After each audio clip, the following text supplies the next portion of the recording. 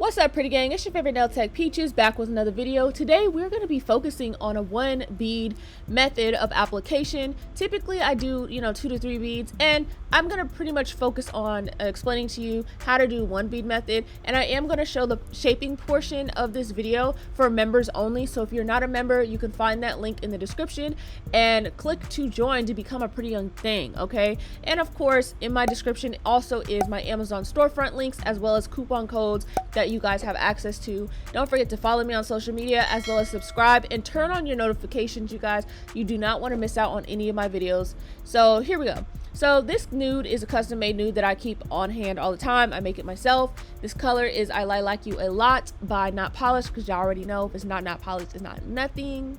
And for the primer and the liquid, we are using Young Nails. And of course, this is Protein Bond.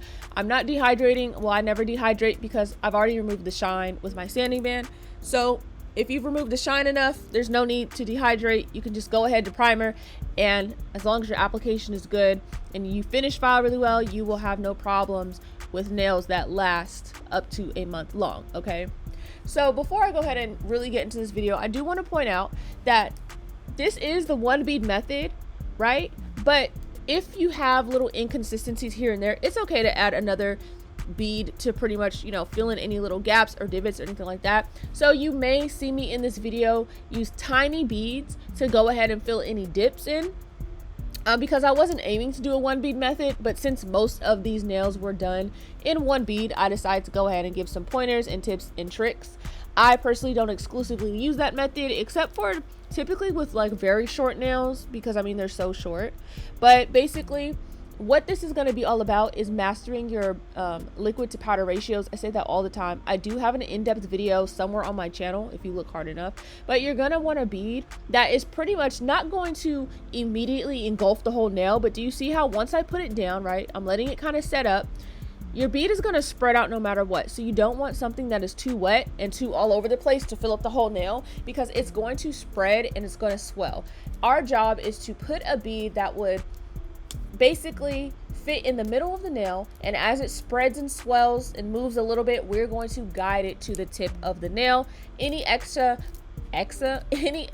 we are going to go ahead and pull off, okay? So we're going to pull it, and then we're going to basically cut the bead off at the very tip so we get a nice sharpened shape. Now typically this would be it, right? We have the one bead. However, you need to make sure that you are checking from all angles. If you see something that's not right, if you see something that's not able to be filed later, it's okay to add like a tiny little something, which I'm going to do. A lot of times when I do the one bead method, I would take the little bit that I chopped off the end and go ahead and repurpose that back onto the nail. I do that quite often, even if I'm not doing the one bead method, and honestly that saves a lot of acrylic, it saves a lot of liquid and time, so you have less waste. So I saw a little dip right there, so I just want to add the tiniest little something. It did make a difference in the end, made it easier for shaping and things like that.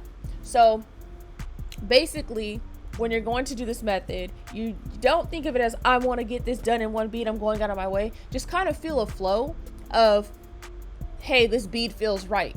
And if you're used to smaller beads and smaller brushes, because I am using a size 20 brush, you're gonna need to kind of adjust that a little bit. Also, using oval shaped brushes are not necessarily the best for this.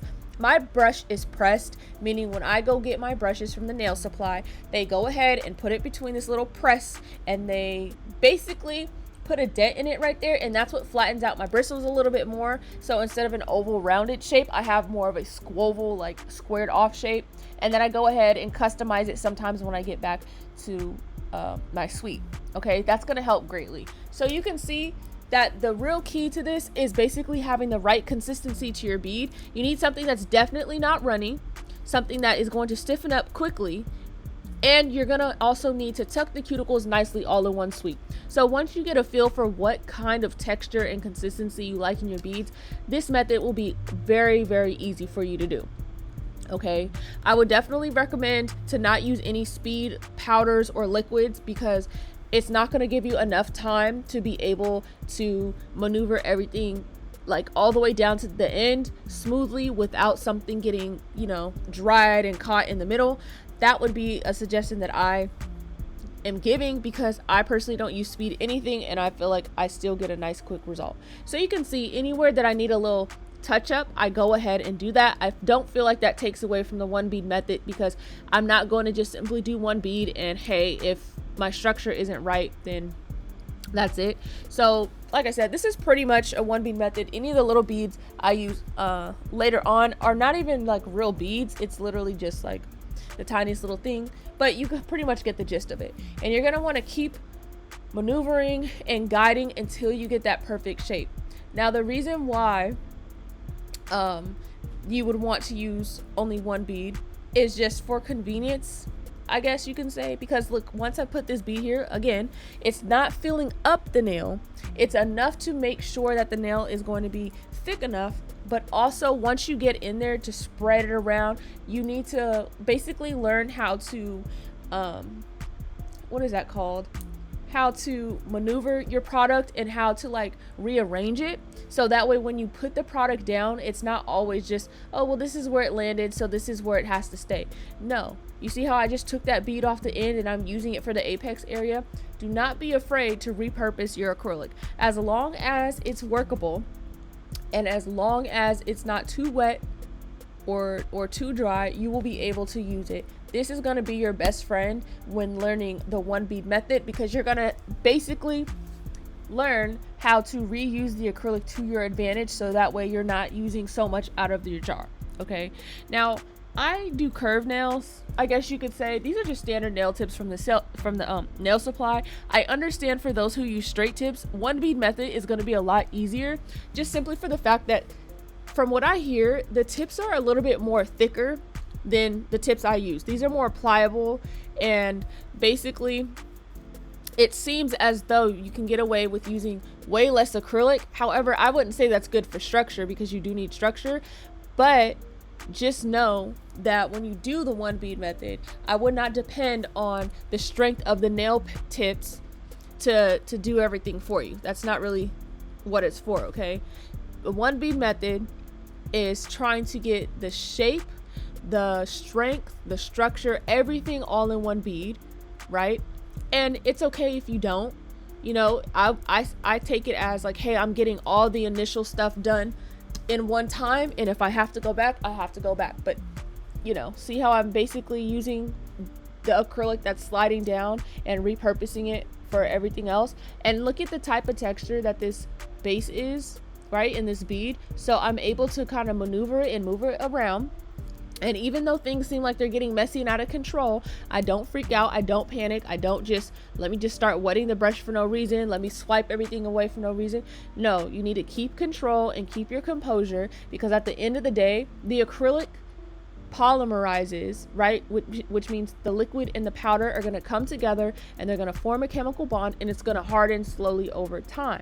So if you freak out immediately and you add more liquid than you need to the situation, then you are going to unintentionally adjust the rate of polymerization, and it's going to be way slower, because if there's too much liquid present, it's going to take a long time to dry out. And additionally, if there's too much powder present, it's going to dry out very quickly, and it's going to be hard to work with. So realistically, you just kind of want to think about, okay, this is the type of structure that I need. This is what this client's fingers look like. How do I achieve that in this bead, and how can I work around this? You know what I'm saying? So don't think that you have to be, you guys, I'm so sorry. My ear, I have like ear problems. It fills up sometimes, so I can barely like hear myself talking. Like, oh my gosh, it's bothering me so bad. Yeah, you don't need to take this as, you know, oh, I need to rush, oh, I need to do this. This, even if you don't care for the one bead method, this is still a great way to eventually get into using bigger beads and basically taking advantage of getting a little bit quicker.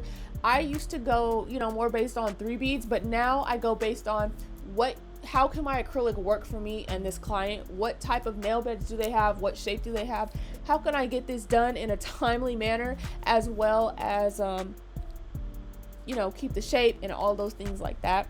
It's pretty much an exercise. And now when I do ombres and different things like that, this one bead is always going to be the majority of my nail, no matter what, when I do application.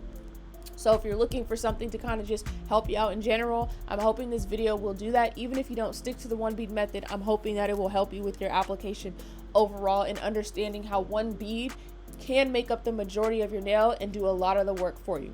Okay, so once again, I'm going to post the shaping to the members only. So hopefully those of you who want to see some additional shaping will go ahead and join. I really hope you guys enjoyed this video. This is the final look.